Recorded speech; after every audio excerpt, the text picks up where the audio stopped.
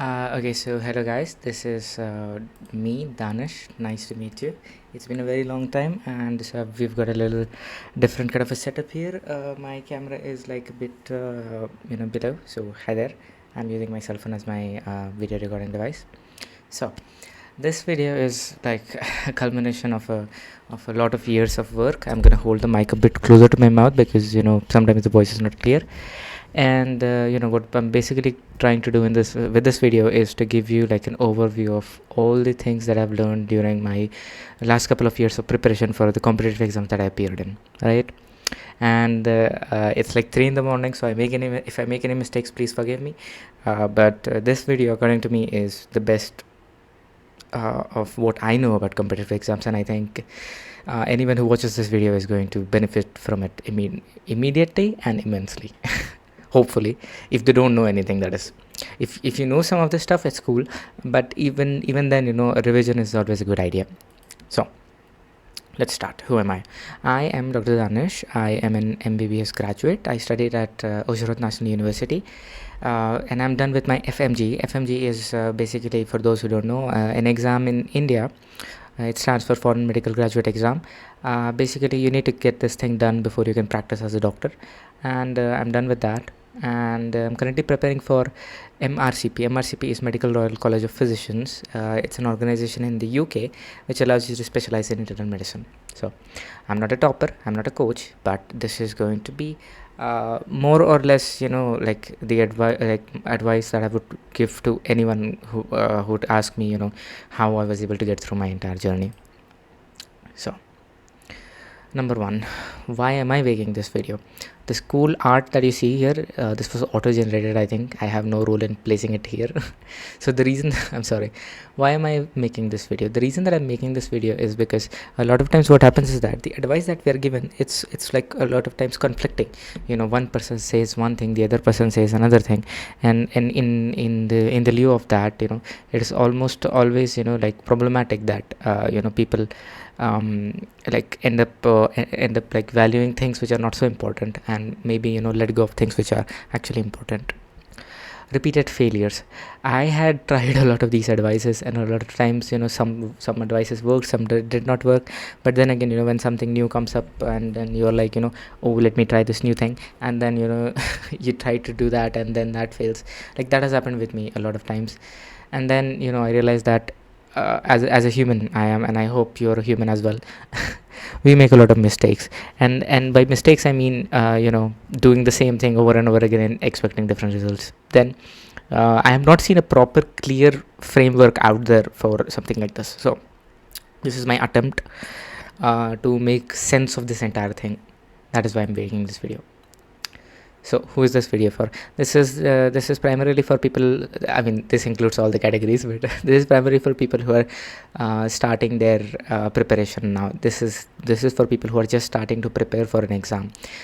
I wish that someone had showed me this video, and I'm not saying that because I am the one who's making this video, and I'll benefit from this. And I know you can't see my face, but it's more important that you hear my voice. And I'm but this video, I think is really clear and clever in a way where well, you'll get to see it. Let's not talk more about the video, let's talk what is in the video. This video is also for repeaters, people who have written an exam, didn't get through, and are preparing again, people who are burned out, people who are confused, right? So what is this video? This video is not a course, not an affiliate thing, not a miracle strategy, no motivation. I'm not going to motivate you. I'm not going to give you like a strategy which is like going to get you the best score out of everyone else. That is not what this is.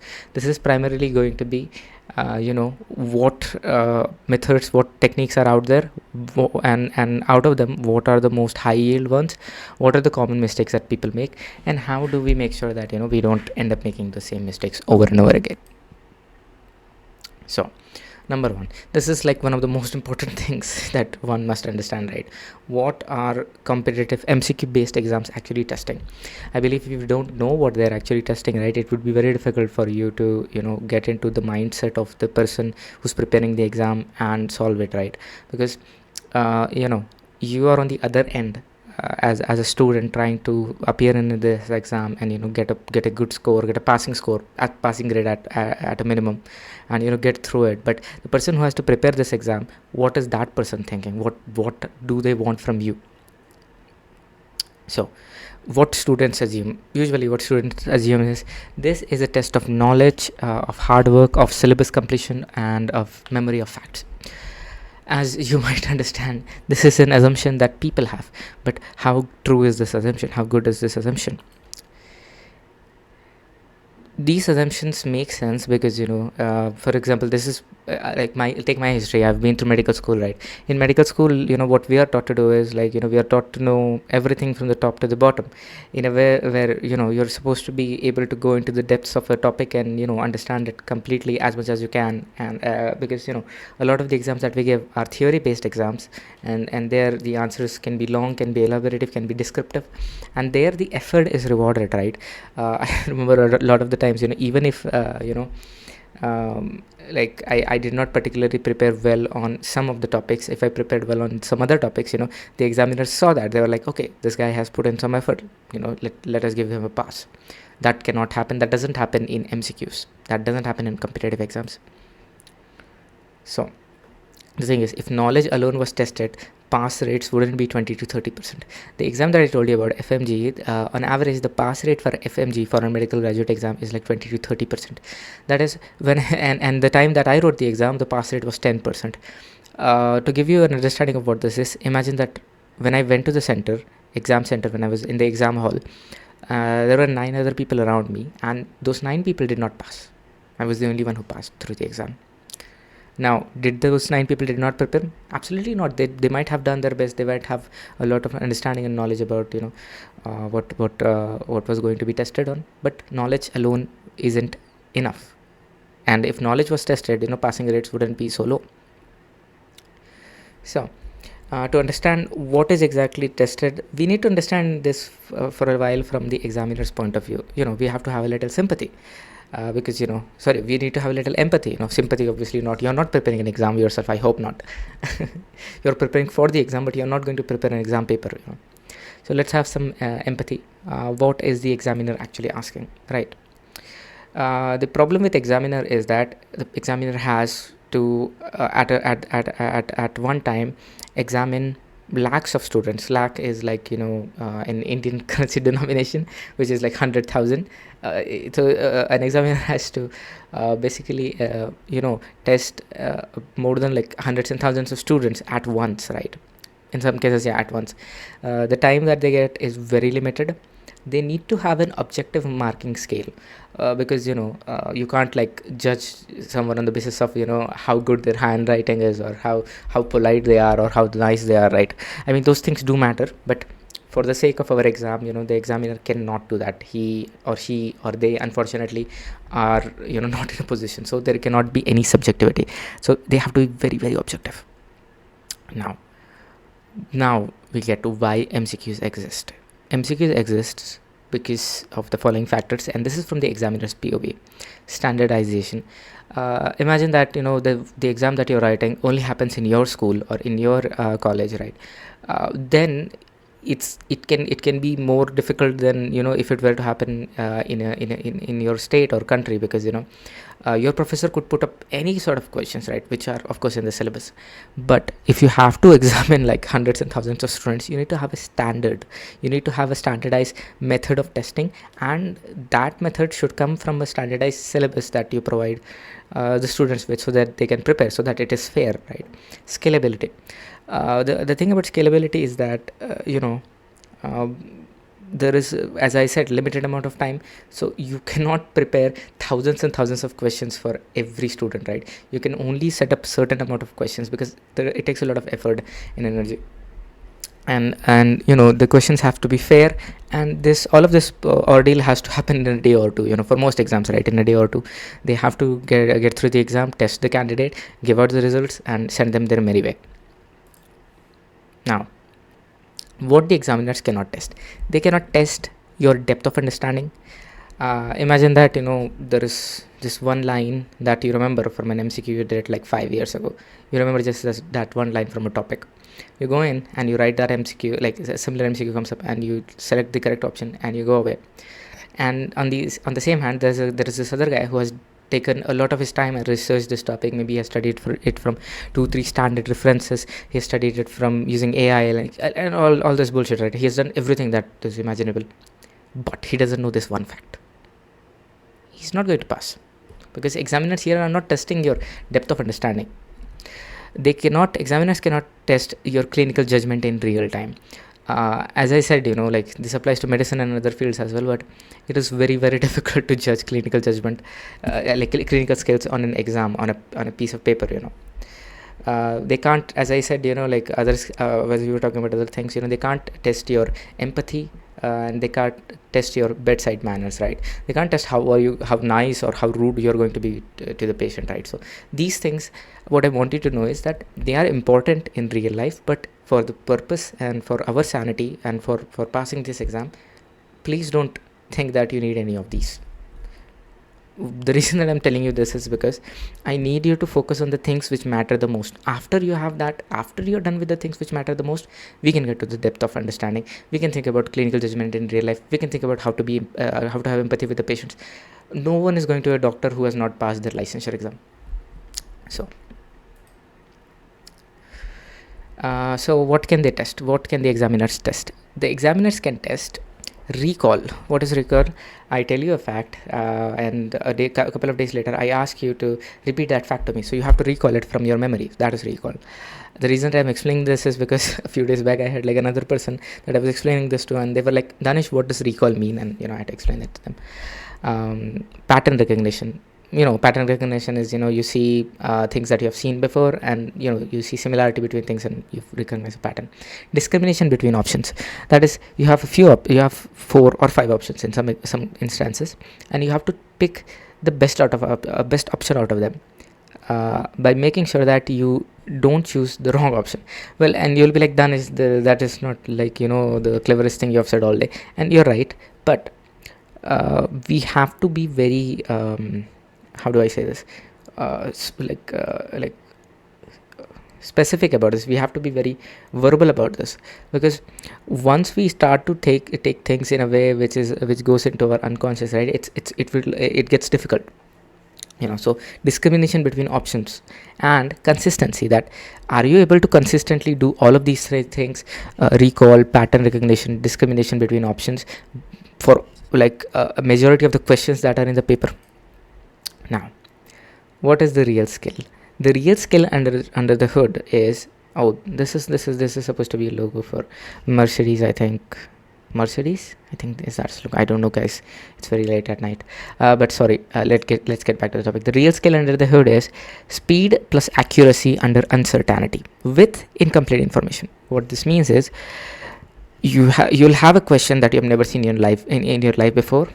You need to do it with speed, in a limited amount of time, with accuracy, that is according to the best of your abilities, under uncertainty, that is, you have never seen this question, you don't know what the answer is going to be, and in a lot of exams, we'll never get to know the correct answer, because people, like exam boards, don't publish their question banks outside, and that too with incomplete information.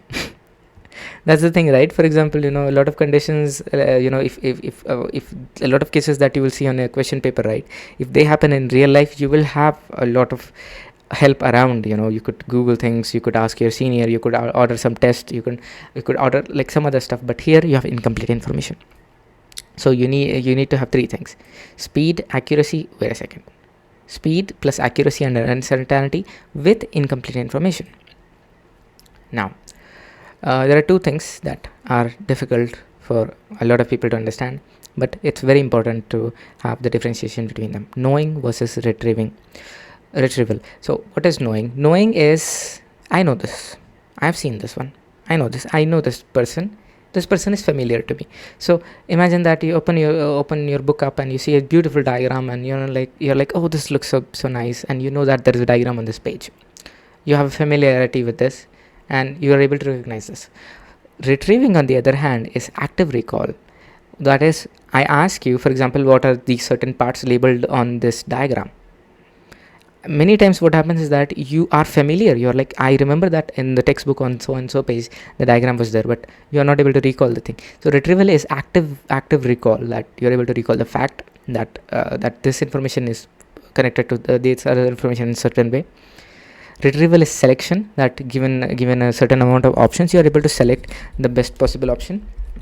And retrieval is also elimination, so you need to know what is the answer, and you also need to know what is not the answer. So even with this, you might think life is easy, but no. Examiner, our poor dear examiner, has to have something that makes the exams fun, that is traps. So why do these traps exist? The traps exist, this is according to the examiner's logic, is to have a differentiation in rank, to have guest penalization, to have superficial learners exposed. Because so what this basically means is that the examiner knows that a lot of the times like they repeat topics from the previous papers and stuff, and if someone just had like a basic understanding, they could go in and they could they could just read through things and get a good score. But if everyone gets a good score, that's going to be a drain on the system, because the system is only capable of handling certain amount of students going through the pass route. Some people have to fail, so that's why traps exist.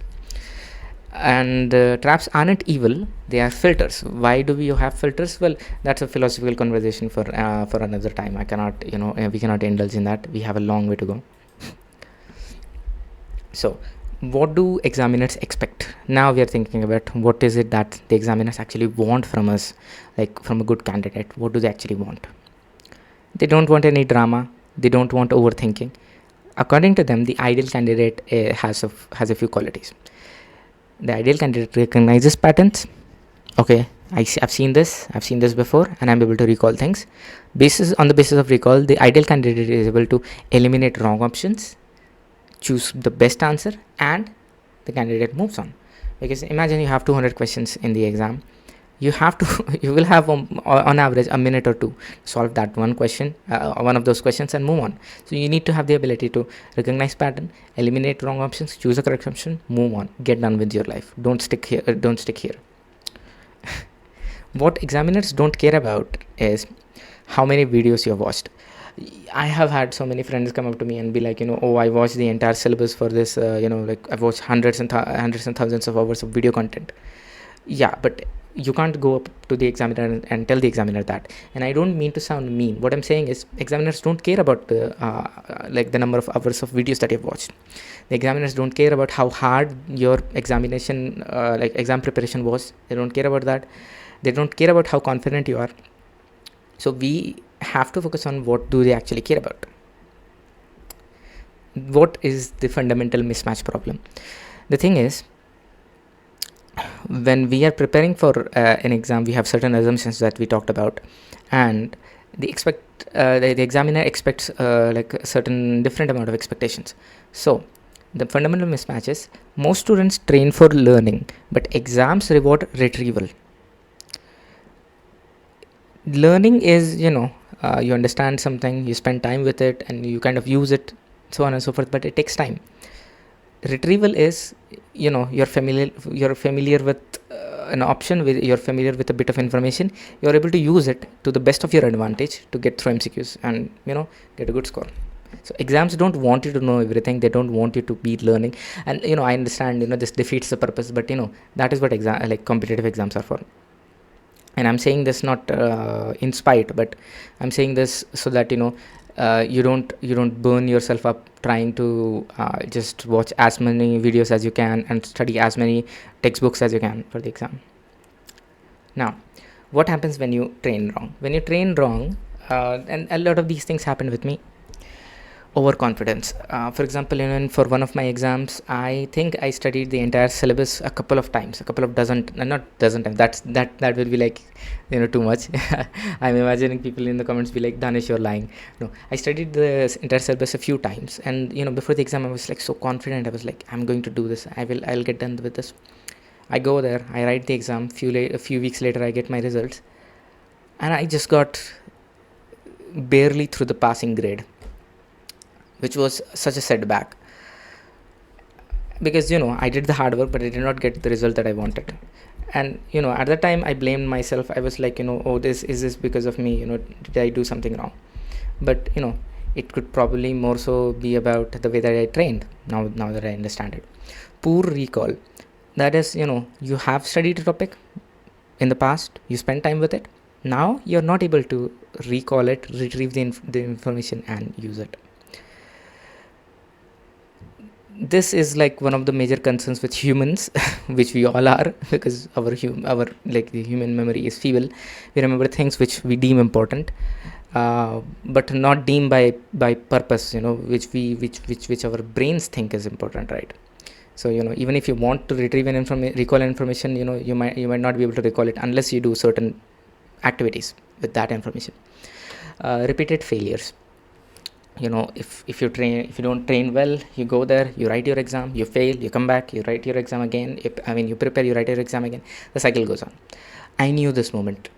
For example, this happened in one of the exams that I was writing, and I was in the last part of the questions that I was doing, and it was about Irving's sarcoma. It's a condition, a bone tumor sort of a condition, and they gave an image of the X-ray, and they were like, "What is the finding in here?" Now the thing is, I had spent time before to make a really good table, really good notes about this.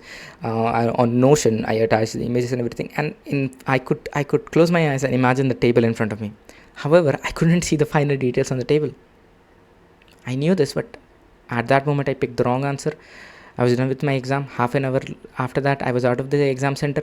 I opened my phone up and I was like, oh, I knew this, but I went wrong. Now, as I was talking about it earlier, competitive exams are not academic tests. They are selection tools. So please don't try to think that they are, in any way a measure of your skill or your understanding, right? They are more so selection tools. The reason that I'm saying this is because a lot of times what happens is that when you attach your self-worth to these exams, you're going to suffer big time, which happens with a lot of people. A lot of my friends are going through that. I had to go through that. So let's move on. So what the exam expects from you? The exams wants 4 things. Fast retrieval, that is, you have the information, you studied it, good. In the exam hall, are you able to get it as fast as possible in under a minute? If yes, good job. Pattern recognition, the things that you have studied, okay, you have seen these questions before the exam, can you recognize the similarity? Yes or no? Yes, good. Error avoidance, can you not make a mistake? Can you not pick the worst option ever? Can you not kill the patient in the question? Consistency, are you able to replicate this effort, the same technique across a number of questions, so you get a higher score? So these are the 4 things that the examiner wants of you. Now, as I said, there are multiple ways to study. You can study any way that you want, in any shape or form, but not all of them are equally necessary or important. So the question that matters is, I don't know how to speak English. If out of all of the methods that I'm using, if I remove one of the methods, can I still pass? This is the plan. This is the part where I plan to just dive a little deeper into the methods that most students use to talk about, most candidates use to pursue their learning goals. And I'll just have a sip of water once again.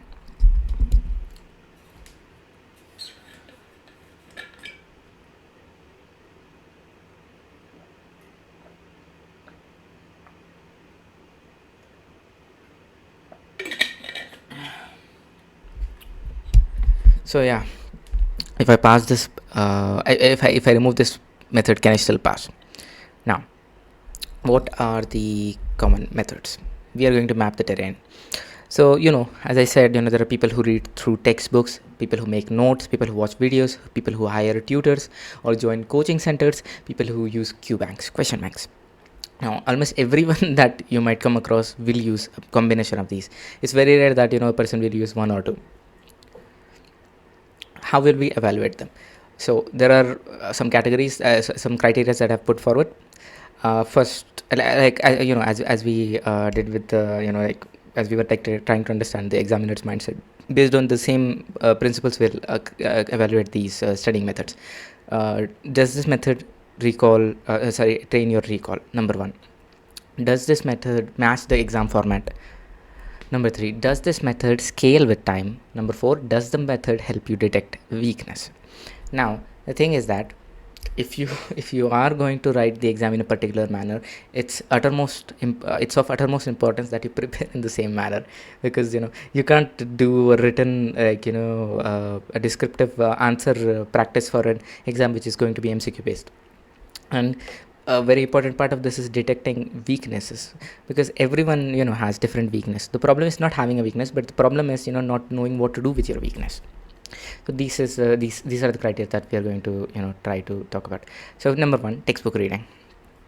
So what do they do well? What is good with textbook reading?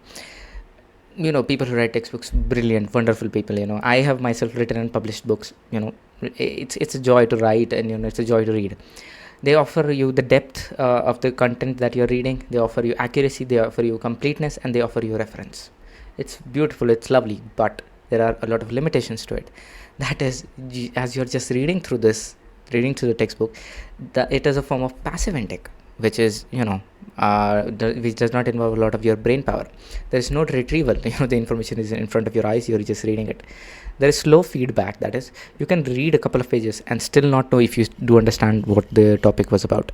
And it has a poor exam simulation, because in the exam you're not going to write an exam where you're supposed to read a textbook. You're there to solve MCQs. Conclusion: textbooks are really good for understanding, but they are not sufficient for selection exams. Let's move on. Note making. Now this is a part where I would say that I am very guilty of. This is a technique that I am very guilty of. Why do people love them? People love them because people love notes, because notes are organized. You can spend more time organizing them in neat little folders, neat little corners. That is what I did with my Notion page. I have for one of my exams, I prepared like an insane database of all the things that I was supposed to know, and it did not help me. People love note making because it is very personalized. How is it personalized? You could put information in the manner that you think is most likely to appeal to you. Appealing is one thing, but does it help you, or that's a different thing. Visually satisfying. See, I said it looks good there. And then it feels like control, because you have the material. Maybe you're writing it with a pen, or you're using like digital notes and stuff, but you're able to move around the text and you feel like you have some amount of control. The problem with this is you're basically copying things from one place to the other. Copying, my dear friend, is not learning. Next thing that happens is there is this thing called the recognition bias. You have copied this thing from one place to the other and you're able to recognize it, but does recognition mean that you will be able to recall it? No. There is no pressure in note making. It's relaxing. You're just copying. You can take your own time. And there is no decision making, except from where should this information go. There is not a lot of decision making. You're just copying things from one place to the other. Now, verdict. Notes store information, but exams demand retrieval. I unfortunately spend a lot of my time in for some of my exams working on my notes, and which later I published as books on Amazon. You can go out and check them. But what I later understood was those notes were very helpful in storing information. Like I published those books like some of those books like 3-4 years ago, and even the last month I received like emails from people being like oh, thank you so much, the books have been very helpful. The way that you have arranged the information is very helpful. I cannot say if I'm being true to myself that preparation of those notes helped me in my exams, because I couldn't recall the facts that I was supposed to recall. I was able to store them in the neat, nice folders, and then into a PDF and into a book, but I couldn't recall them when I needed to. Now, so please don't make notes. Don't waste time on making notes.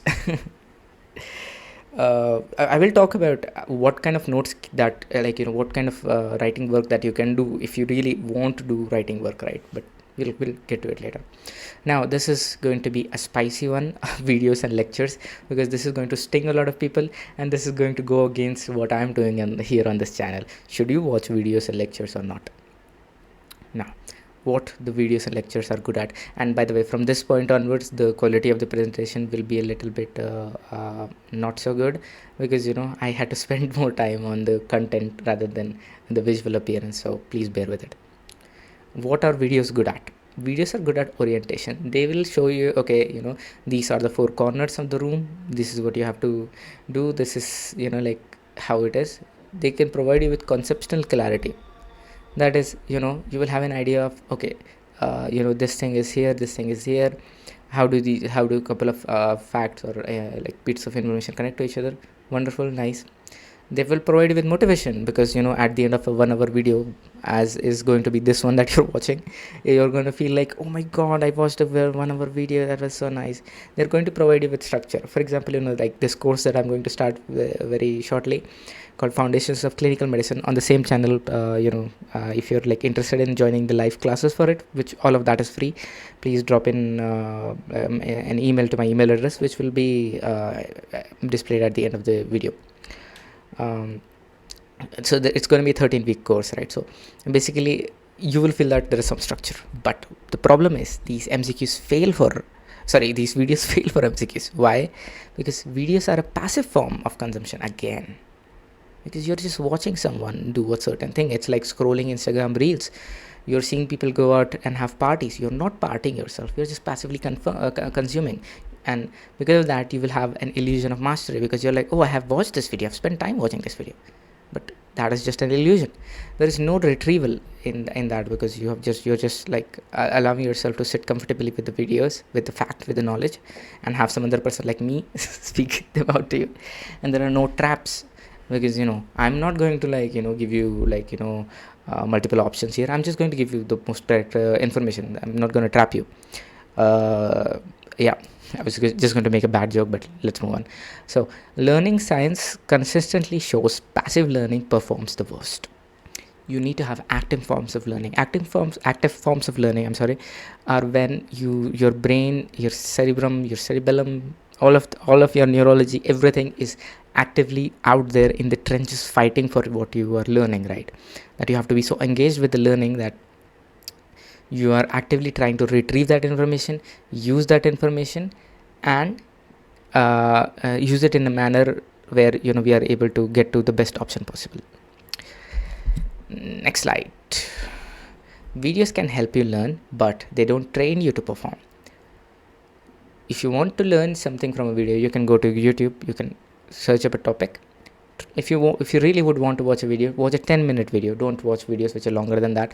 And that goes against advice, because my video is going to be more than 10 minutes long. The reason that I'm telling you this is because if the topic cannot that you're trying to learn cannot be explained in 10 minutes, right, then you are again not watching the video for a topic, you're watching a video for a chapter. You're trying to understand more context in lesser amount of time with passive methods. So don't do that. If you have a single topic to understand which is confusing, go ask you go search on YouTube. You can watch, there are a lot of great short creators, YouTube short creators, like Instagram reel creators, which provide brilliant information in under a minute. But even these videos, they don't allow you to learn. They don't allow you to perform, or they don't train you to perform. Videos can help you learn, but they don't train you to perform. They are helpful but optional. They are not necessary to pass. Now, tutors and coaching. This is a very big industry. People charge money to teach, people charge money to coach, and we're going to look at that. Why it works for some of the people, it works because you are traveling into unknown territory. So you need some guidance, you need someone to tell you what to do and where to do and how to do, which is what I'm doing here. But that someone will charge, which I'm not charging you, so congratulations. Accountability. If you go hire a tutor, the tutor is going to be at your back being like, oh, did you prepare for the topic that you're supposed to do today or not?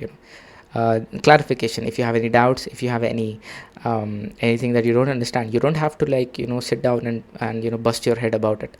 You can ask your tutor. external structure. The tutor can make a schedule for you. The tutor can do whatever is in her or their power to help you now. But the problem is dependency. What is the dependency problem? Passive reliance. You are waiting for the tutor to come. You're waiting for the tutor to tell you things. Time bound. The tutor is also human. They cannot provide you 24 hours of their day. They cannot certainly provide you the 4 to 5 hours of hard work. They cannot be with you in 4 to 5 hours of hard work that you will be doing, that you're going to do. And if they are providing you, then either they are related to you in some way, friend or family, or they are going to charge you an exorbitant fee. They're not exam based. They are there to help you learn at your own pace, and they're not scalable. You can't expect one person to teach you every topic that you want to learn. Final point, no tutor sits with you inside the exam hall. You're going to be the only one who's going into the exam hall and writing the paper, appearing in the paper. Coaching supports preparation. It does not replace practice. Now we'll get to question banks and testing. Now this is where the video is going to be much more interesting, because from here onwards we are going to talk about what should we actually do. What questions uniquely provide? The questions that you will do, that you will get if you purchase a QBank or anything, any resource, any question bank resource for your exam, is they'll help you have active recall, they'll help you have pattern recognition, they'll help you understand where you are lacking, they'll expose your errors to you, and they will be the best simulation for the exam that you're going to appear in. Right? If you want to be good at football, you have to have a ball at your feet. You cannot learn how to play basketball and imagine that with your feet. Wonderful examples, I know, right? So why teaching works? Sorry, oh my fucking god, I'm sorry. Why testing works?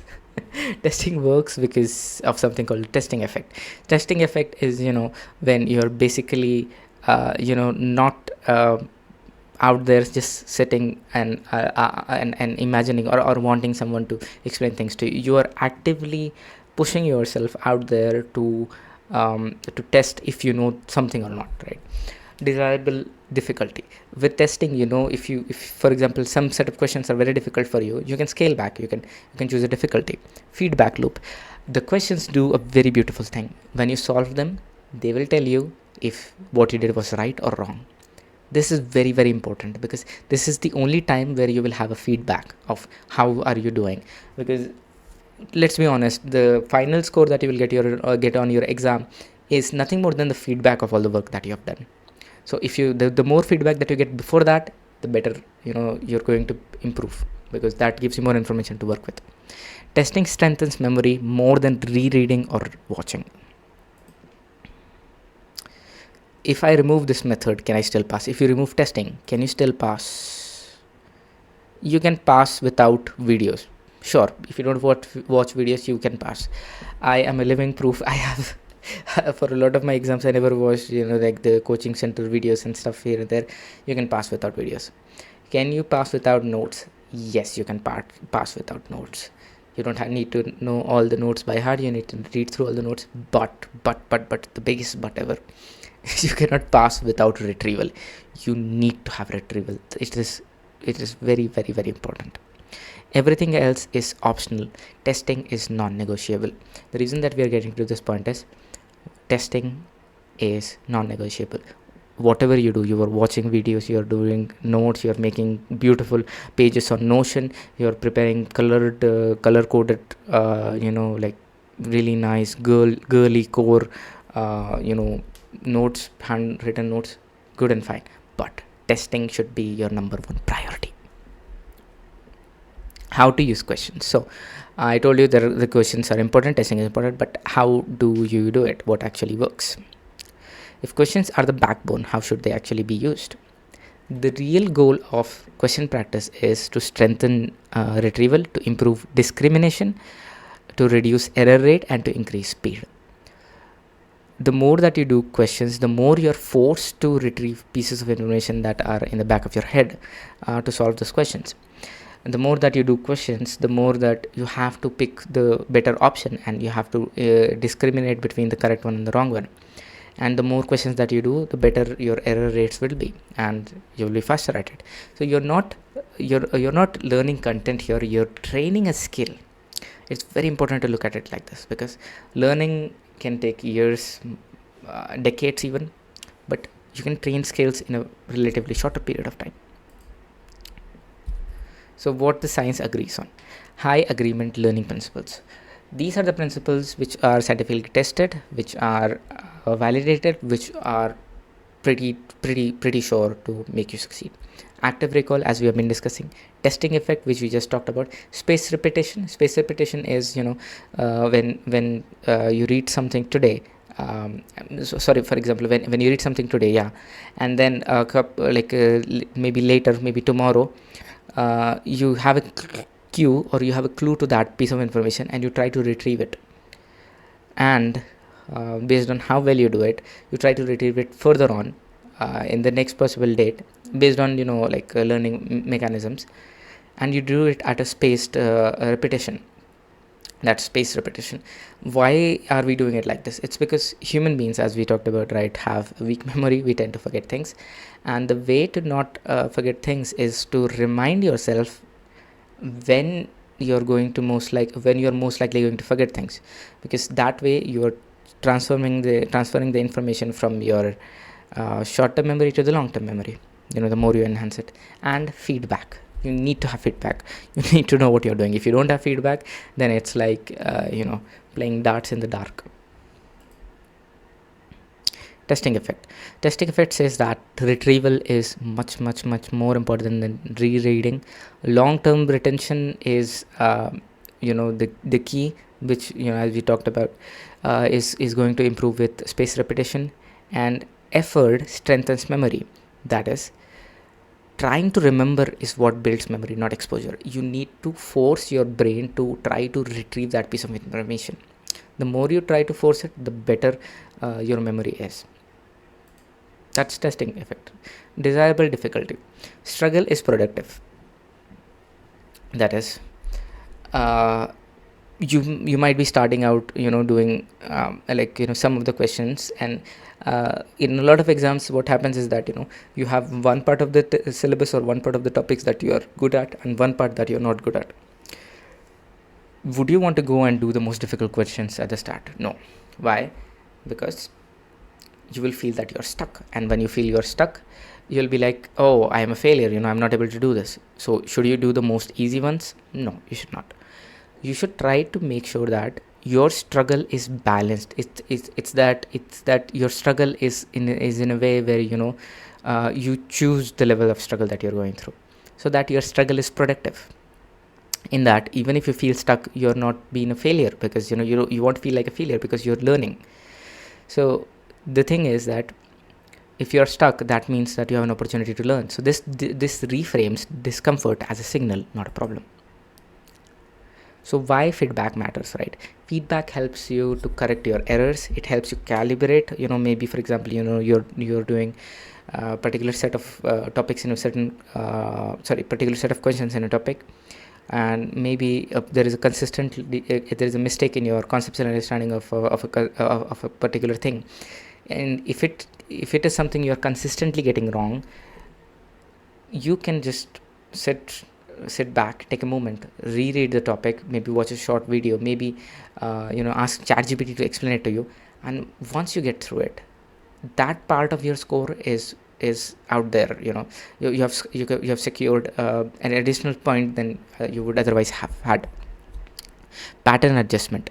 This is crazy, because you need to trust your intuition. A lot of times, what happens is that we think that the questions that we get, the examiners that prepare these question papers, right, they are in some way superhumans. They are not. They are just a group of people who are trying their best to make a question paper. But the thing is, the theme or the vibe per se that you get from a particular exam set, or a set of Q banks, is like something which is like sort of a pattern which keeps repeating. So the more that you do it, you get adjusted to the pattern, and the more you're likely to know and expect what the examiner is going to ask. Now, if there is no feedback, what happens? There is no improvement. Now, methods of using questions. How can you use questions? I'm going to try to talk a little less because this video is already pretty long. Common ways people use question banks, and these are the methods. Number 1, click and move on. So you have a question, you pick an answer, and you click and you move on. Now, what is the problem with this? It is low effort, it is fast, and it feels efficient. But the problem is there is minimal learning, there is weak retention. This feels good but performs very poorly. You should not just be so fast with selecting things when you're starting to do your preparation. Method number 2, reading explanations only. Now, I've had a bunch of friends who did this. They would not do the question back. Instead, they would get PDFs with question and the answers, and they would be like, okay, let me read the understanding first.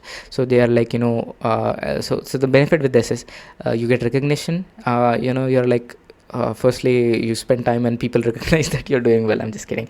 You recognize the material that you need to study, but you're not able to retrieve it. There is no retrieval, and you develop a false confidence. Because of this, there is an illusion of competence where there is none. This is basically videos in MCQ clothing. Now, method 3, guess and hope. I had a friend who had a pencil with a hexagonal shape. That is, it had 6 sides. So what he did was, he would put numbers on each of the sides, and he would roll that pencil, and whatever option that he would get, he would pick that as the answer. So this is like basically that, random hits. There is no reasoning, there is poor calibration, and the problem is this reinforces bad habits. And a lot of times, due to this, you can get the right answer for the wrong reason, which is very, very dangerous. Now, method number 4, deliberate practice. This is what we want. We want to predict the answer, we want to eliminate options, we want to identify the trap, we want to review the reasoning, and this is where science and exams align. So how do you do a question properly? So you start with reading the stem firstly. You just read it slowly. You recall the concept. What is this question asking me about? You predict the answer, and you eliminate the distractors. And as you select your answer, only then you go and read the explanations. So, brutal ranking of study methods for competitive exams, competitive MCQ based exams. This is going to be my own review chart for all the study methods that we previously talked about. It's going to be like a little review. Let me just have a sip of water.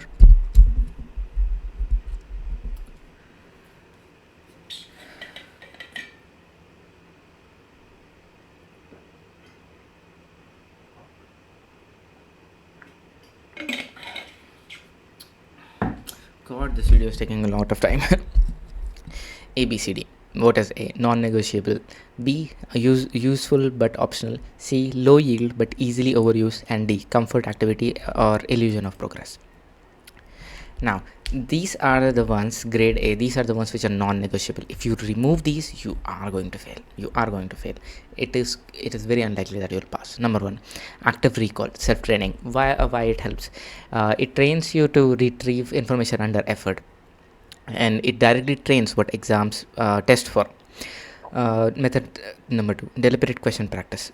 This helps you have pattern recognition, understand traps and decisions, and this is the exact exam simulation that you want. Error analysis, why what you did went wrong. This helps you understand where you are weak at, and this helps you convert your mistakes into gains. Full length tests with analysis.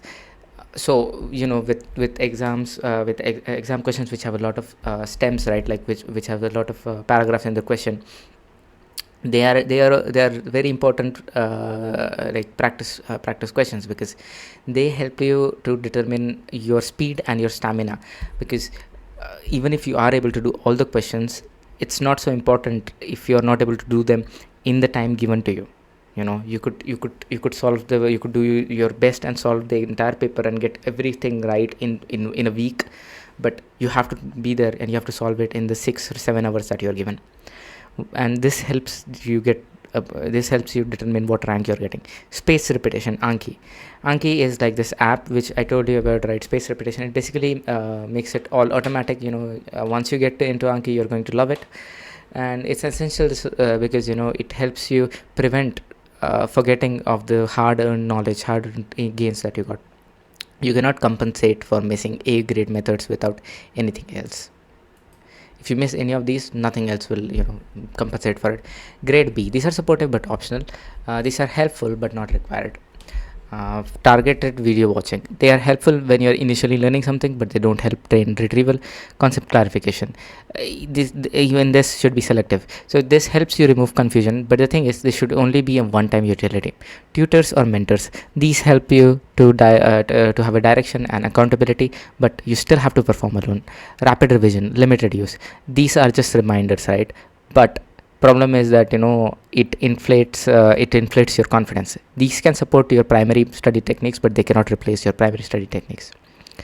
Now grade C, these are low yield or and high misuse, and have a high misuse risk. Note making, this is where I went wrong. But the reason people use this is because it feels productive, but it is mostly copying and is low recall. Rereading notes, it increases familiarity, but it is one of the lowest retention methods out there. Textbook reading, linear, that is, you read one page after the other. You feel that you have done something completely, but it is too slow and passive. Mind mapping looks visually satisfying, but you cannot retrieve anything using it. Highlighting and understanding, it is easy, but it has zero performance transfer. It's like basically painting a wall. These feel academic but don't translate well to MCQs. Group D, these are comfort activities. If you want to have comfort, you can do this, but these provide just illusion of studying.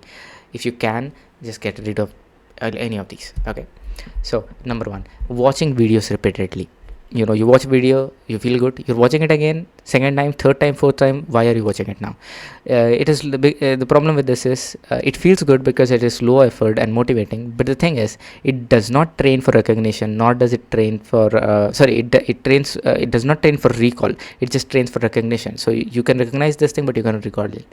Making perfect notes, if you try to make perfect notes, you'll feel like you have a sense of control, but the thing is, you're just wasting time. It's a time sink. You can put hours and days and weeks and months into it, and not do any testing. Pomodoro technique, it feels good because you're like, okay, I'm managing my time, but the thing is, this just is for managing time. It doesn't help you in learning. Study aesthetics and tools, right? They provide you with dopamine. Maybe watching this video is one of those things, but the length of this video is so long that I don't think you're getting any dopamine from it. There is no cognitive benefit from this. And productivity systems, Notion. See, in Notion, as I said, you will have an organization high. You're going to feel so good organizing things, but the thing is, there is going to be no learning at all. So these optimize comfort, not competence.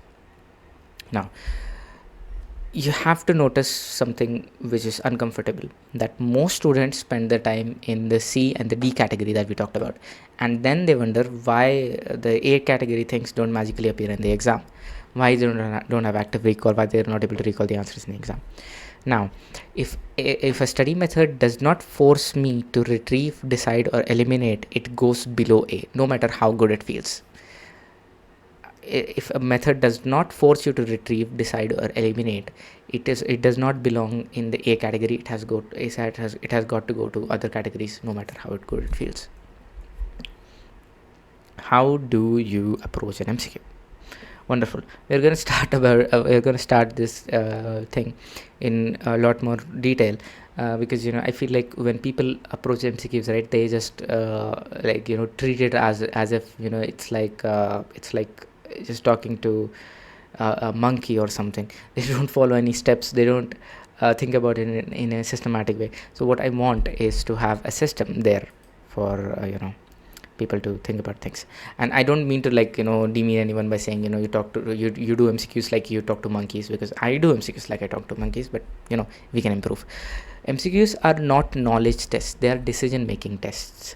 You're training a process, not guessing answers. So before you even touch the question, the prerequisite is you need to check whether you have the relevant Q bank. Is this the Q bank that is going to be asked? Is this specific to the exam that I'm doing? Is this updated? Does this have PYQs, that is previous year questions? Because bad questions will lead to bad instincts. Bad questions will train you to have bad instincts. Now, one of the most high yield things that you will ever come across is previous year questions. Why do they matter the most? Because they help you understand the examiner mindset, they help you understand the patterns which are repeated, they help you understand the high yield framing, and they help you understand what is the boundary of the syllabus. They tell you how the questions are asked, not just what has been asked. Why PYQs outperform everything else? Because they prove the reason that they outperform everything else is they have a proven relevance. They have been, for God's sake, they have already been asked, so their relevance is proven. None of the other methods relevance is proven. uh, they have like this ability to test your difficulty, right? Like you once you do them, you will understand what the difficulty of this exam is and how you scale against it. The selection bias has been removed. The questions in that PYQ are the same questions which the examiner wants you to know. There is no bias in here, and there is no speculation, because this has already exactly been asked before. So if something has been asked before, it is already past the relevance filter. And now, order of importance, right? Order of material. This is non-negotiable. You need to firstly get done with your PYQs. Whatever happens, do your PYQs, previous year questions, then you do similar questions, then you do new questions, never the other way around. Now, how do you approach a single MCQ? Well, let's start. Step number 0. Don't look at the options. Never look at the options. Options are designed to distract you. They are not your friends. Step 1, you have to identify what kind of question is this. Is this a question where they're asking you the diagnosis? Are they asking you the next step? Are they asking you the investigation, management, complication, or mechanism? And this works for non-medical exams too. Maybe they're asking for inference or application or definition.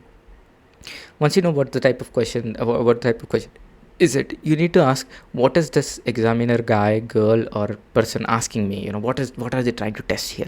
Are they trying to test a recall? Are they trying to test a differentiation? Are they trying to test a trap? This one question will change everything. Step number 3, you now look at the stem. The stem is basically the part of the question which involves all the things which are required for you to solve the question. But in it, what are the most important things? You need to dissect the stem. You don't have to use every bit of information. You need to use the most important pieces of information, which include the time course. That is, how long has this, for example, symptom been happening, or how long ago for example, the patient presented to you, because time course is one of the most important key things.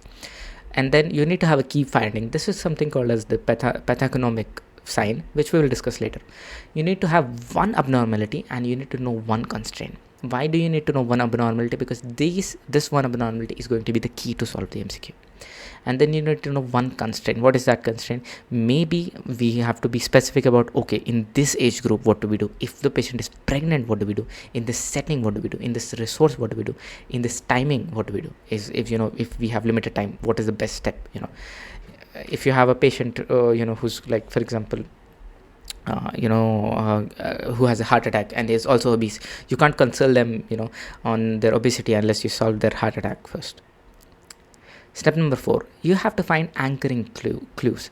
These clues are going to make your life much easier. So these could be epidemiology. Maybe it's an infectious disease question and you need to know like the location where the person was while they had this infection. Imaging, what does the imaging show you? Lab pattern, is there for example like a cholestatic pattern of liver failure, or for example is it a acute kidney injury, or is it for example pre-renal or post-renal? Keyword, there are going to be some keywords which are going to be very specific, and the context, what is exactly happening. So every good MCQ will have at least one anchor. Your job is to find that anchor. Step number 5, predict before options. Before options, predict the answer, even vaguely. You read the question, you need to predict the answer. You're going to be like, what could be the answer, even vaguely. This forces you to have an active recall. Now we get to the option handling session. Let us handle the options. So we'll do it in passes. Pass number 1, here you need to eliminate the worst option.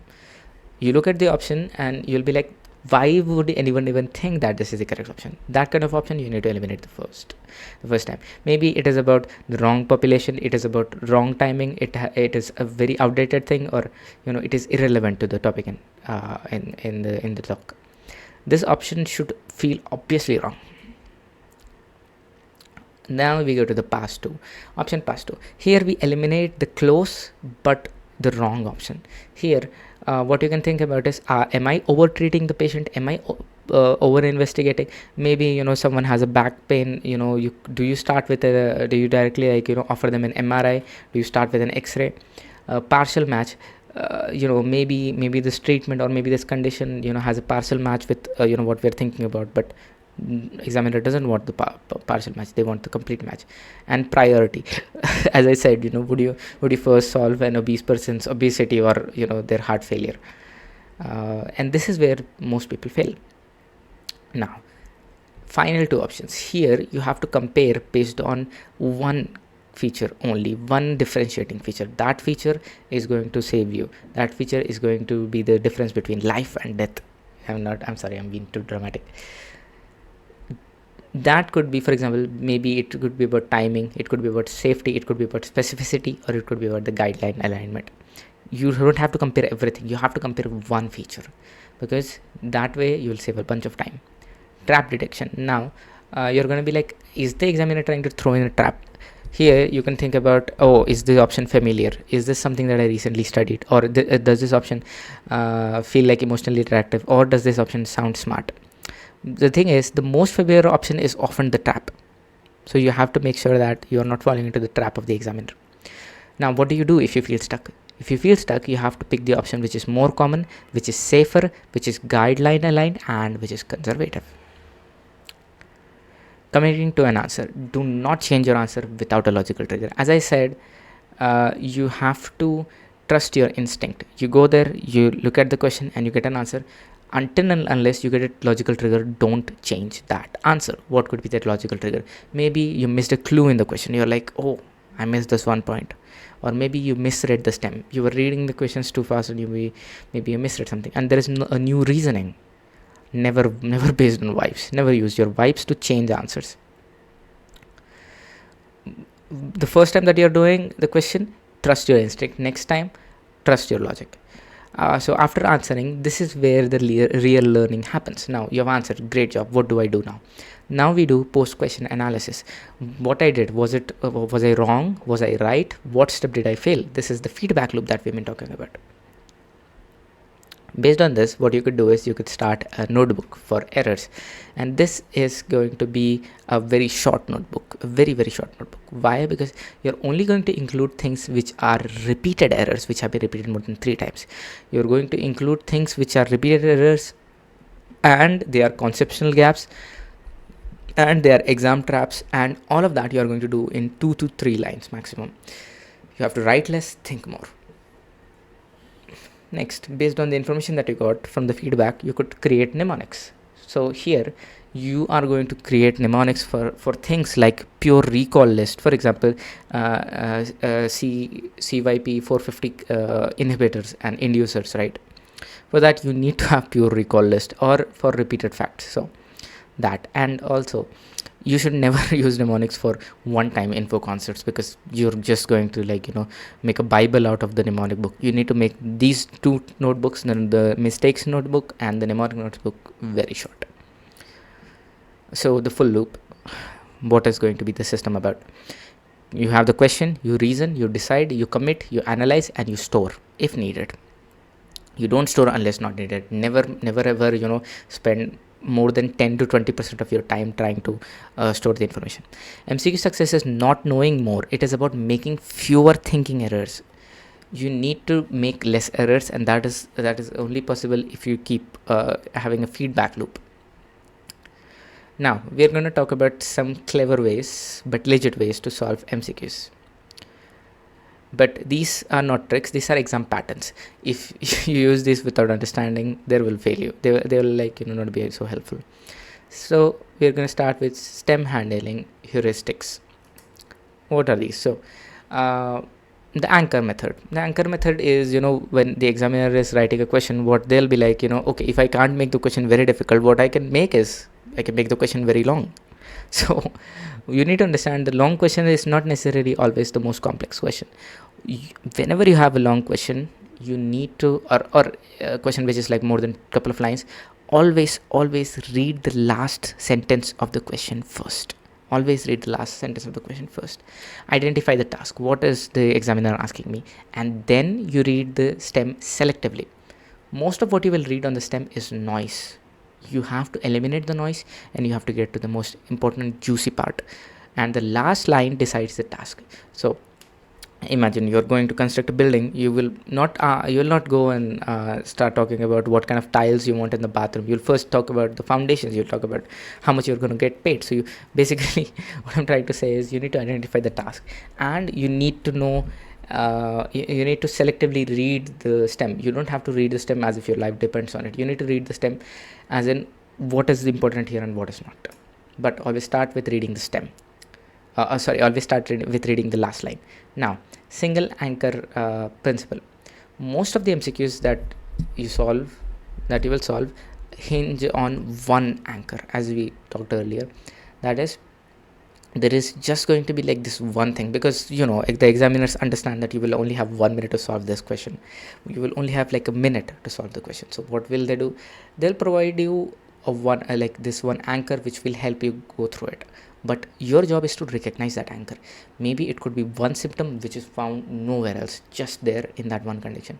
Maybe there is this one lab finding which is the most optimum answer for the condition given among all the options given. Maybe there is one image that you need to remember. Maybe there's a huge stem given, huge description, and you have an image given. Just based on the image, maybe you could answer the question. And one constraint. What is the one thing that you need to for example, like look into, like, is it like maybe the patient is pregnant, maybe it's an emergency case, maybe one of the very popular questions is asthmatic people cannot take beta blockers. That is like something they use a lot. So you need to, for example, check for predisposing factors. Just one constraint will give it you your best answer. And once you find this one anchor, you stop overthinking. Time course overrides everything. Time course is the king. You need to understand if the condition is acute versus chronic. Did it happen suddenly versus gradual? If this the presentation is early or late. If the time course doesn't fit, the option is wrong. Now we'll get to option level heuristics. In option level heuristics, we're going to talk about numerical answers. The thing is, examiners like to play with numbers, because you're not definitely going to benefit from knowing all the numbers out there. You can Google things, but they need to have some type of trap questions. So here, what we can generally assume is extreme answers are rarely correct. We are going to assume that extreme answers are rarely correct, and and the middle range answers are safer, and we are going to remove outliers. Why are we going to do this? Because the way that human minds work is that you cannot just give the correct answer, because all of them are going to be numbers. You cannot give the correct answer without stuffing it between wrong answers, and you have to make sure that the wrong answers are more believable. So they will put an extreme, but extremes are rarely correct. And then middle range answers are safer, and we have to remove the outliers. Examiner avoid absurd values unless testing toxicity or emergency cases. Grammatical congruence, language consistency. This is a beautiful part of English language that and other languages as well. For example, if the option ends with if the task ends with what is an example of the following, and maybe the sentence ends with an a or an an. You could think about, okay, the option is most likely going to start with a vowel. These days they're getting a bit clever with it. They're not so bothered with it, right? They're making sure they don't make the same mistakes, but careless grammar often exposes wrong options. Maybe it could be about singular or plural tense, or there could be tense mismatch, right? So you need to look out for the careless grammar problems that the examiner might have left. Length and qualifier rule. So there is this idea that in science you need to have precision. So longer option bias says that to make something more true, because like science has different angles, right? Any fact that you can read can have multiple different angles. You need to make it more specific. So to make an option more specific, to make it more correct so that more people agree with it, you have to add qualifiers to it, and you have to add conditional language to it. That is, in certain cases this is true, and you have to have nuanced wording, because if some people disagree with that answer, then the MCQ is going to be faulty, and examiners cannot afford to do that. So what they will do, they will make the correct option really long So truth needs precision, lies can be short. You need to understand that truth will need precision. So lies, wrong options might be shorter and correct options might be longer. Absolute word elimination. You have to be aware of absolutes, because in medicine and sciences, there is not there's almost never going to be absolutes. There will always be exceptions, and that is the beauty of science.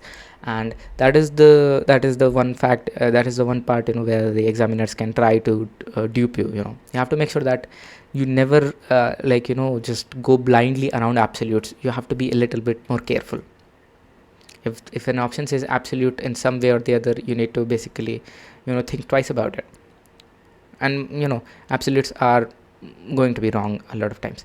Now we'll talk about paired distractors. For example, in a question, if out of the four in a question's options, out of the four options, if one option, like two options talk about hyper and the other option is hypo, and one option talks about increase versus, and the other option is decrease, and one option is, for example, agonist versus and the second option is antagonist, then there is a good chance that one of them is going to be the correct answer. You have to eliminate the others first and then move on to them, because when we have paired distractors, right, it is more likely that one of those is going to be the correct answer. And don't worry, I'll show you some examples at the end. Umbrella versus specific. This is a beautiful thing, because imagine what will you do, for example, if you have a poisoning case. Like, we were having this discussion with the intern group, and one of the students were like, oh, we'll call the doctor. Yeah, that's a beautiful thing. You have a poison case, you'll call the doctor. But that is, don't you think, a very umbrella kind of a suggestion? That's not very specific. So we have to match specificity to the question. What is the question asking? If the question asks specific, umbrella answer will be wrong. So there is going to be general option, there is going to be specific option. We need to select the specific option. Now let's talk about examiner psychology patterns. Second most common trap. Examiners know that you have memorized the most common things. They know that the most common things. So what they will do, they will ask you not the first most common thing. They'll ask you the second most common thing. They might add, for example, add a risk factor.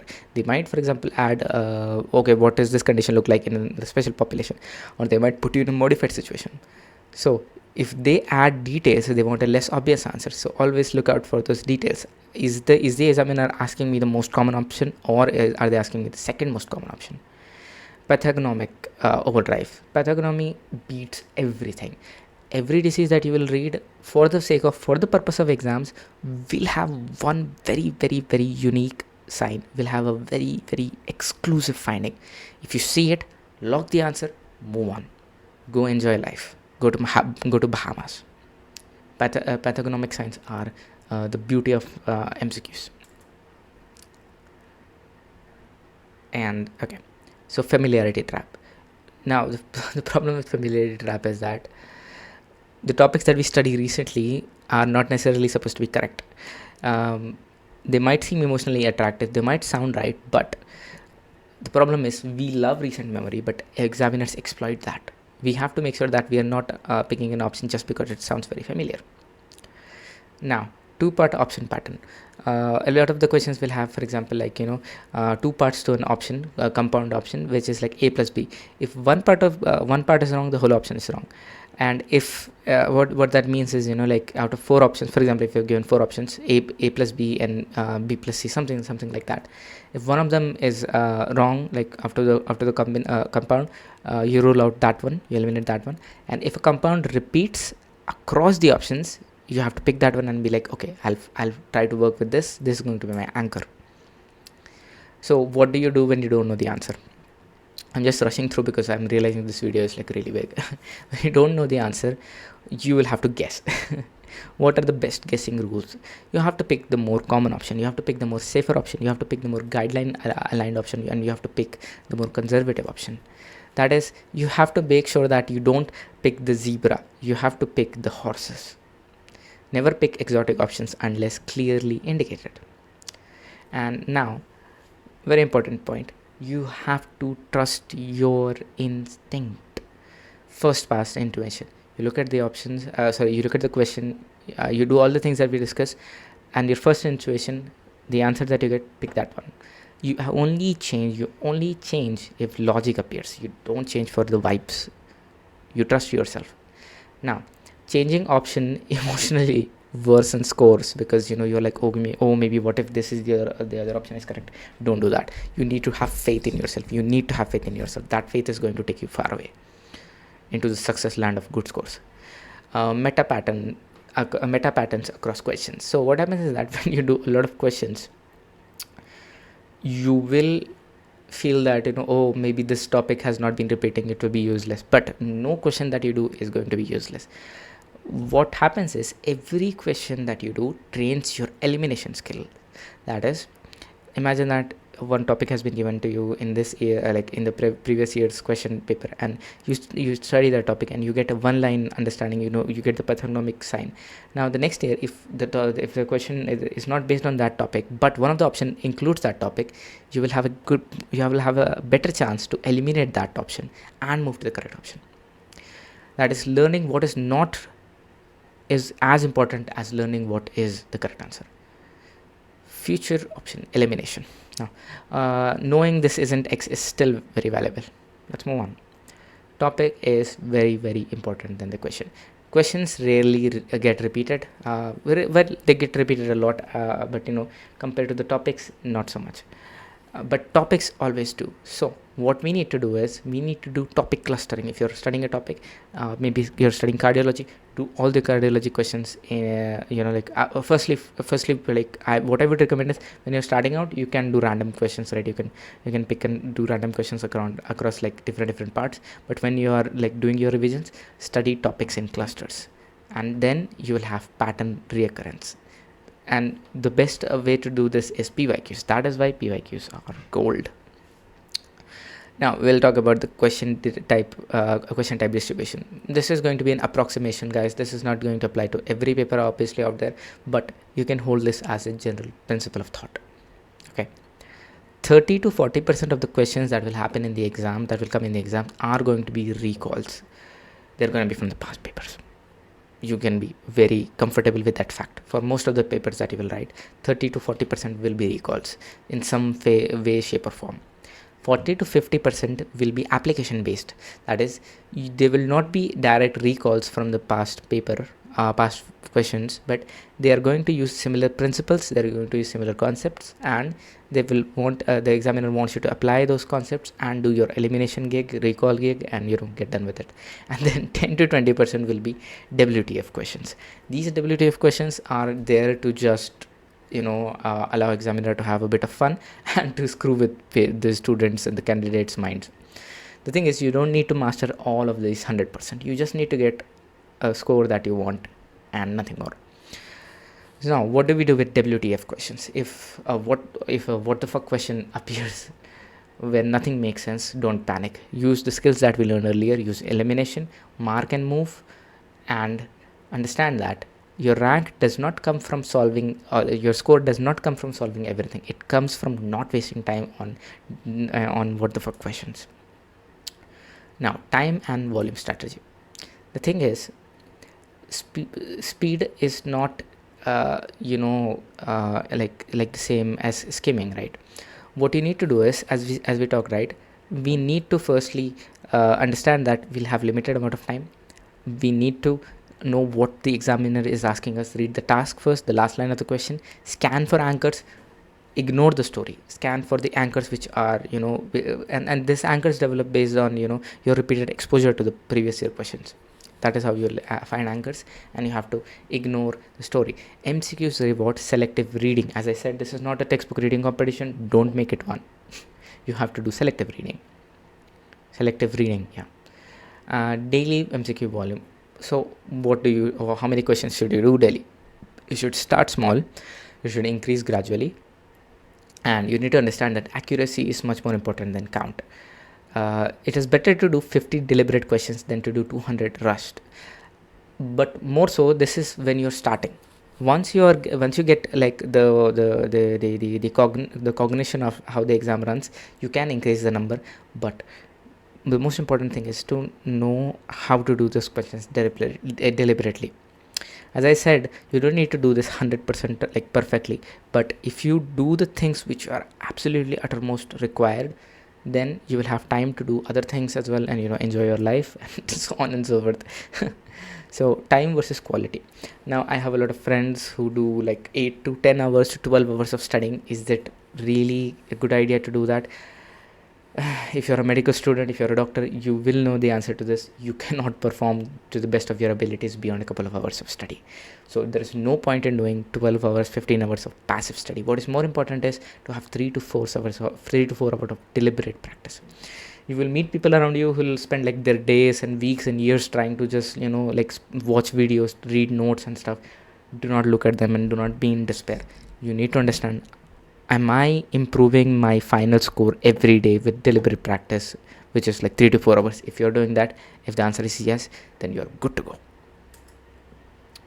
Now, memory storage, minimal, non-obsessive. You need to have some form of memory storage. Why? Because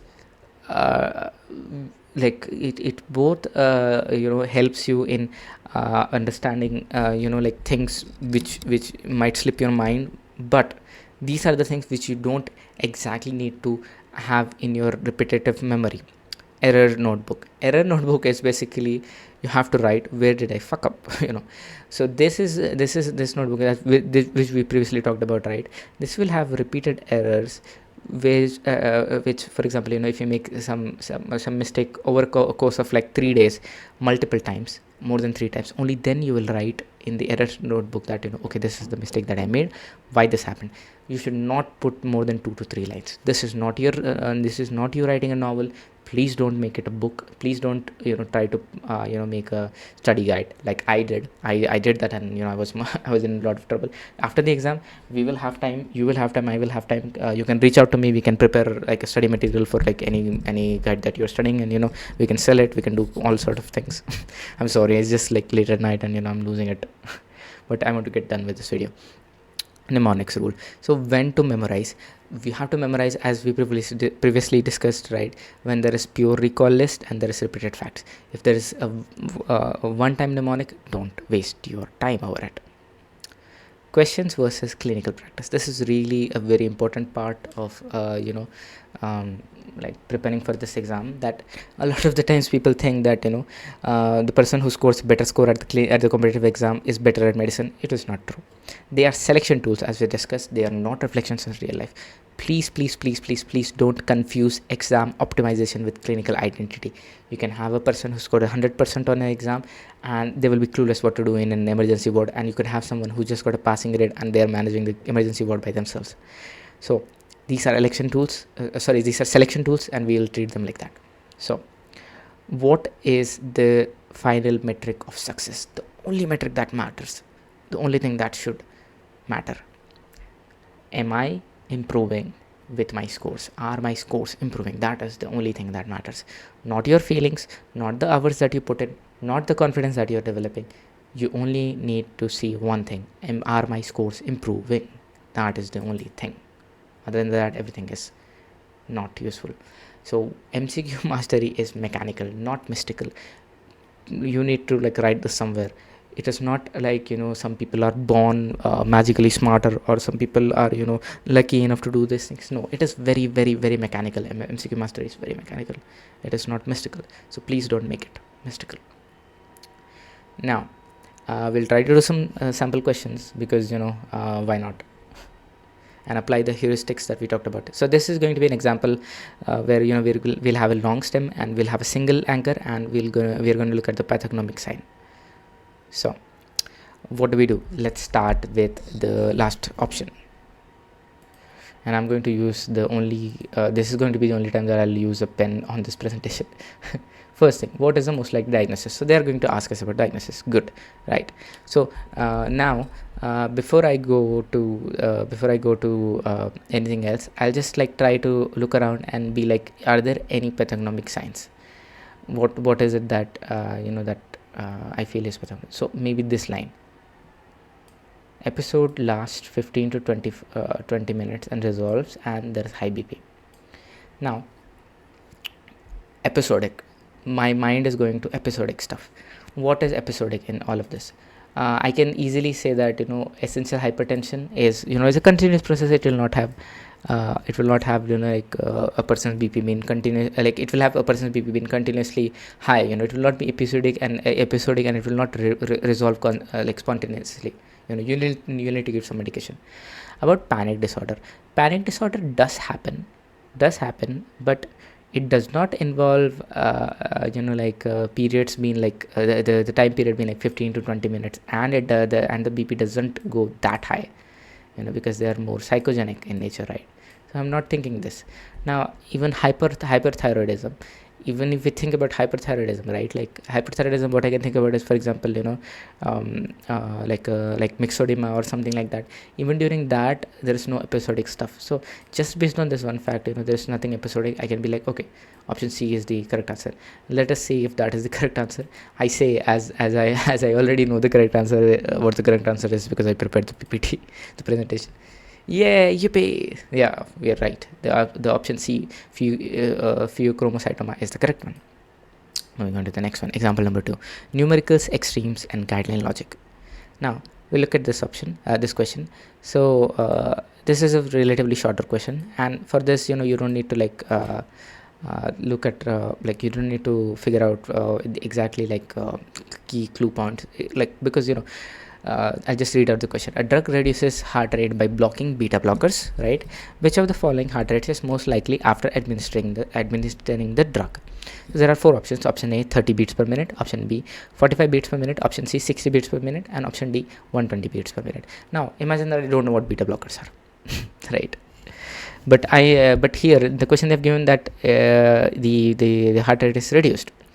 So as we talked about the numerical heuristics before, we'll think that, okay, the highest option and the extremes are bad, so option A and D, we are removing them. Now we'll look at 2 things. There's option B, which is 45 beats per minute. Option C, 60 beats per minute. Now I can remember somewhat that if my heart rate goes below 60, that is bradycardia. If it goes below 100, that's tachycardia. So oh yeah, I can remember something. So let me put C as the correct option. Let us check. And C is the correct option, ladies and gentlemen. Moving on to the next example. Example number 3: pair distractors, absolute and option length.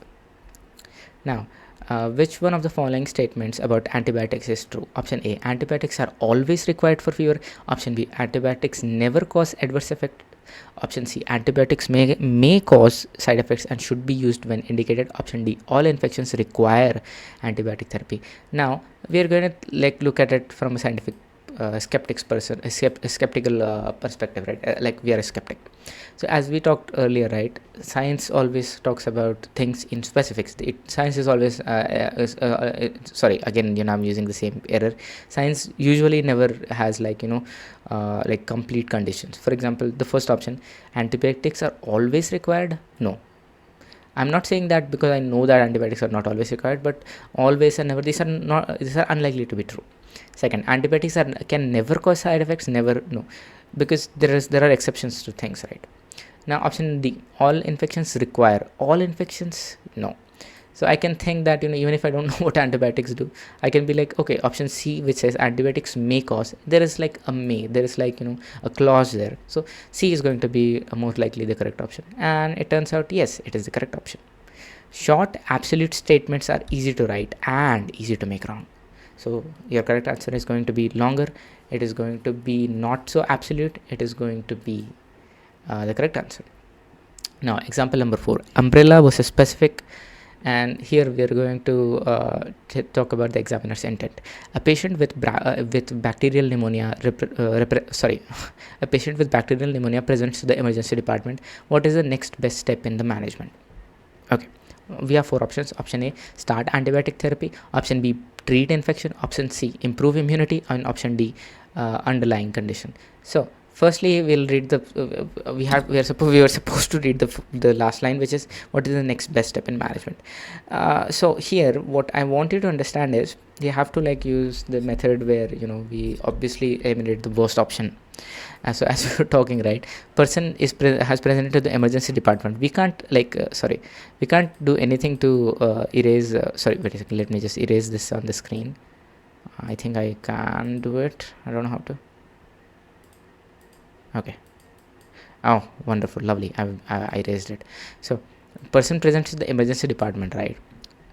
We can't ask him to, improve his immunity in the moment. It's like, an unnecessary thing to ask to someone, right? It's like, someone had a car accident and they're like laying there on the road, and you go up to them and you're like, you should have been more careful while driving. You can't do that. So option C, no, we are thinking it's not the correct answer. Wrong. I hate you, option C. And then option D, manage underlying condition. What underlying condition are we managing? We just have been given bacterial pneumonia, so no, this is stupid option. And then we have two options. This is where our umbrella thing comes up to be. Option A is start appropriate antibiotics, and option B is treat the infection. Of course, the patient wants us to treat the infection, but how do we treat the infection? We treat the infection by using the appropriate antibiotics. So that is how we select this option, because it's not in the umbrella term. Next, so option A is the correct option. Start antibiotics, the appropriate antibiotics. When the question is specific, the answer must be specific. Example number 5, WTF question and our educated guess. A rare condition present with symptom X and lab findings Y. Which of the following is the most appropriate steps? Option A, aggressive treatment. Option B, conservative treatment. Option C, experimental surgery, therapy. And option D, intervention. Now we have to pick an option where, even if we do something right, we are not harming the patient more than we can.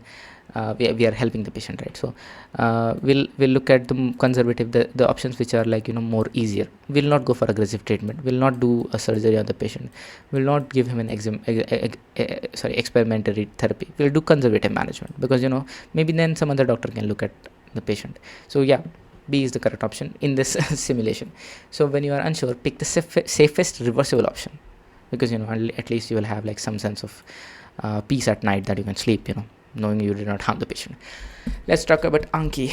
So Anki, as I just said, is a space repetition tool, and it is a really beautiful gift from the god to the humans. It's like the fire of I don't remember the Greek god who stole fire for humans. I'm sorry, I'm not good with mythology. So what is Anki? Anki is not a learning tool, it is a retention tool. Learning happens elsewhere, and my dear people, the learning happens in the questions that you're solving, the question banks. So the fundamental error that people make is people fail with Anki because they try to store everything in there. They try to memorize without understanding. They try to turn Anki into notes. You cannot Anki your way out of confusion. What should actually go into Anki?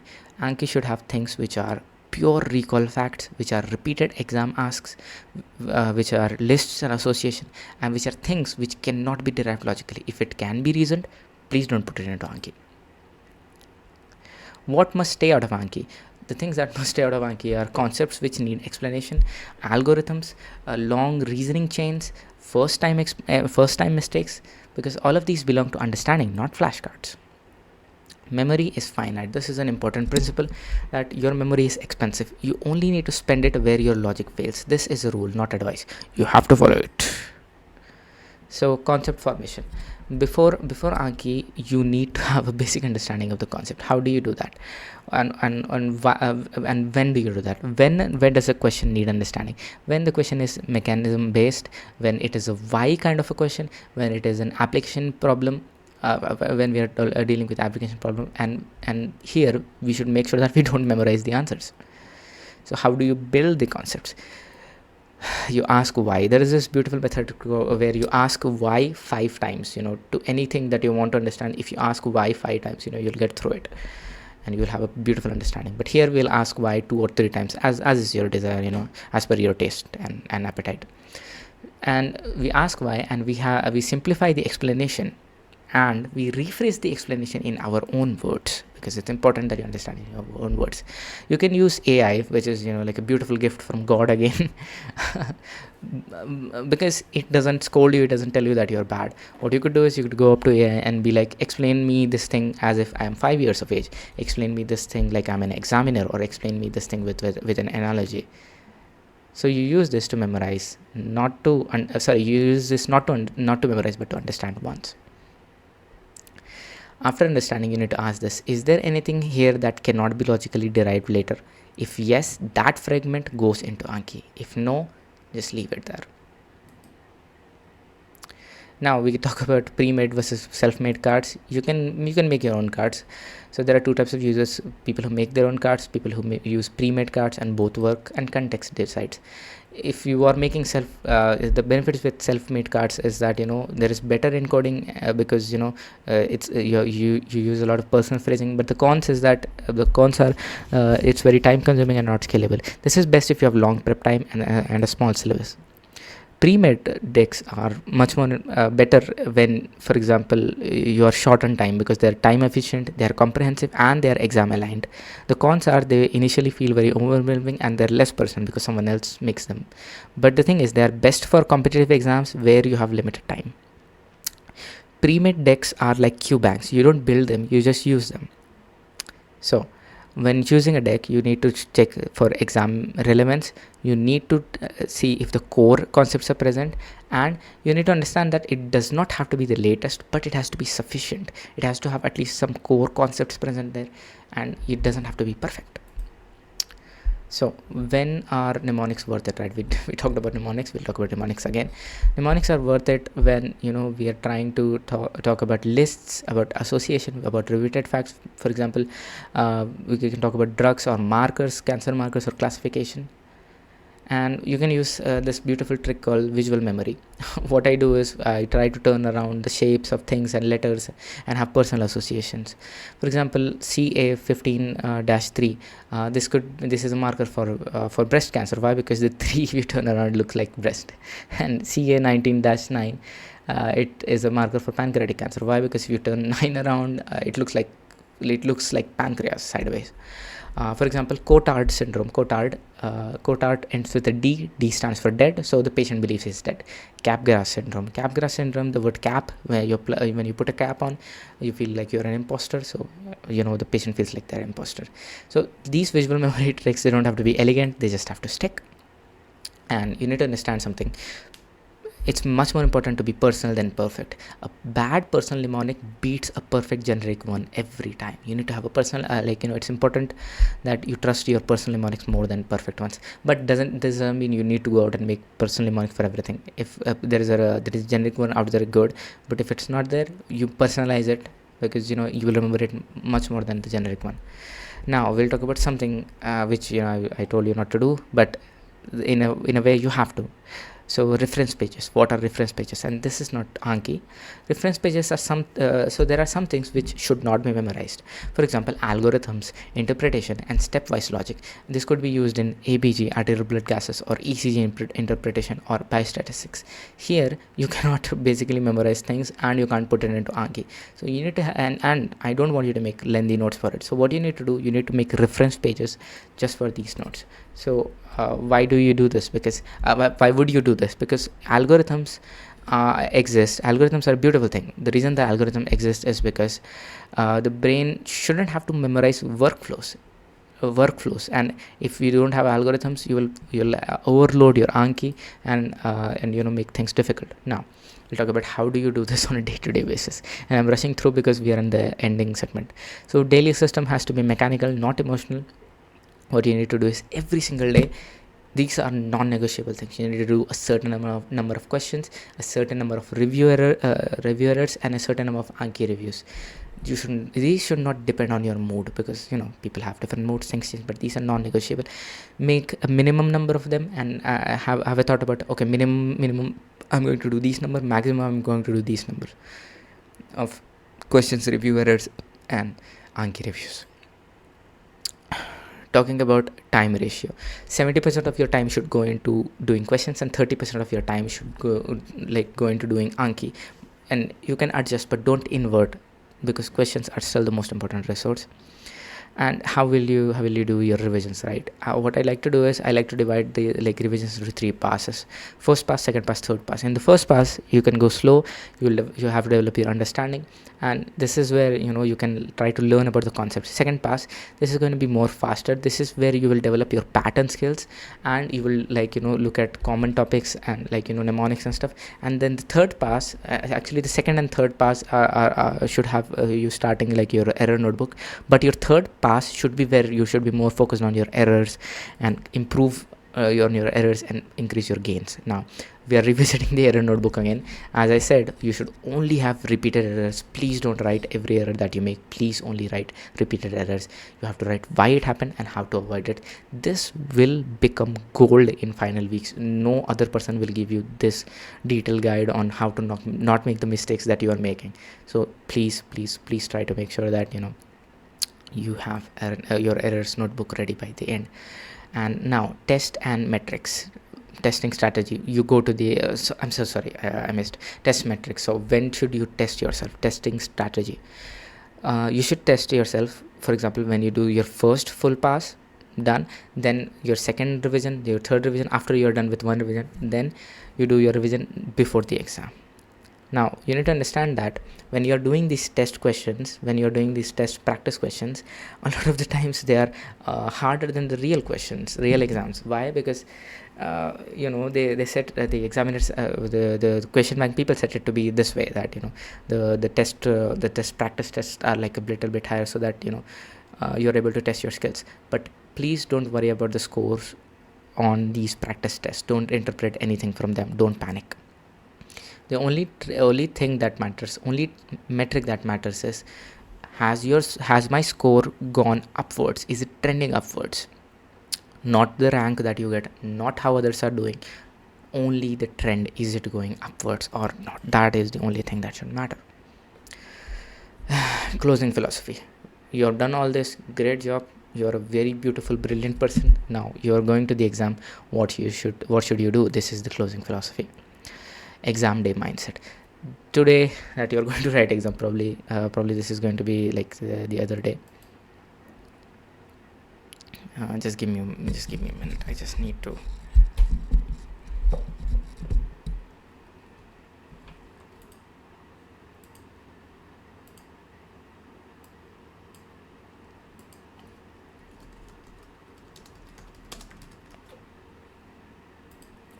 Yeah, I'm sorry, I just needed to attend to something. So you're going to write your exam. So what you need to understand is that this exam is testing your skills, not your worth. This is not a test of your worth or how good you are. This is about how skilled you are in this particular set of skills that the exam wants. And these skills, let's be honest, are not very natural. So don't associate your skills, your worth to this exam. Your worth is not associated with this exam. You have to assign yourself a role on your exam day. What is your exam day role? You are not being judged there. You are judging the paper. When you go in there, you have to think that this paper that I'm going to get, this question paper that I will get, I am the one judging the paper.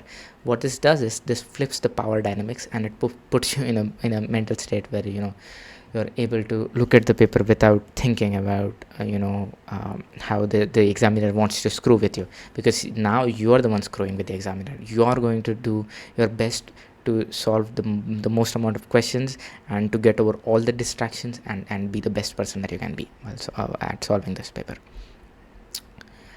Now, fear management. I and a lot of people have a lot of anxiety with exam preparation. What I do is I have this personal thing. I'm sure you've heard about Dune, the franchise with Timothée Chalamet. There is this thing called the Litany Against Fear. It is in the book as well, and this is something I used to recite, and I'd just like to recite it once. The Litany Against Fear. I must not fear. Fear is the mind killer. Fear is the little death that brings total obliteration. I will face my fear. I will permit it to pass over me and through me, and when it has gone past, I will turn the inner eye to see its path. Where the fear has gone, there will be nothing. Only I will remain. So you need to have some sort of a litany. You remind yourself that fear is the mind killer, and you will face your fear, and you will turn your inner eye, and you will be the only thing that remains. My dear viewer, I want you to do a few things. I want you to mechanize the process. Don't put your emotional worth towards the exam. Detach your self-worth from the exam and trust the system that we are building over here. So guys, I suppose that is all that I have. I've taken like 1.5 hours of your time, 1 hour 40 minutes. If you watched it to the end, God bless you. If this video helped you and you would like to talk about study techniques or systems or preparation methods, you can email me. This is my email. I'm happy to connect. Or if you just want to have a chat, or if you want to discuss like your notes, or you want to talk about like the methods that you have gone through, or you would like any advice, or you want me to go through your things, like your methods and your techniques or your timetable or your schedule, please reach out. This is completely free, by the way. And if you are, as I said earlier in this video, interested in the 13-week course that we will be doing, please reach out and add this email. And it's lovely to be back on this channel and make this video. And I'm sorry that this video is not edited. I don't have the time and energy, but I hope this was worthwhile and worth your time. And that's all. Have a lovely day, ladies and gentlemen, and other folks, and all the best for your exams, and keep solving MCQs and keep doing Anki. You'll succeed. See you on the other side. And please visit the channel, please.